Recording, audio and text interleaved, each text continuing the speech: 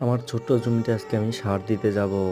এখন আমি সার নিচ্ছি পলিথিনে এবং কিছু তরই গাছ আছে, সেগুলোতে কঞ্চি দিতে হবে।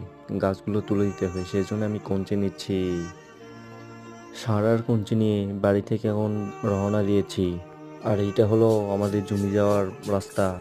হাতে কঞ্চি আর সার নিয়েছি, গাছগুলোতে দিতে হবে তাই। আর এই হচ্ছে আমার ছোট্ট ক্ষেত। ক্ষেতে বেগুন গাছ এবং লাল শাক বোনানো আছে। সবকিছু রেখে দিয়ে এখন আমি আমার কাজ শুরু করব। গাছগুলোতে এখন সার দিব।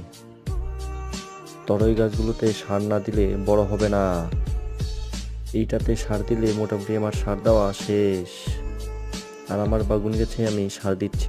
আমার বেগুন গাছে ফুল এসেছে এবং একটু খেয়াল করে দেখি একটি বেগুনও ধরেছে। আর এটা হচ্ছে আমার লাল শাক, এখন খুব ছোট ছোট। কাজ শেষে আমি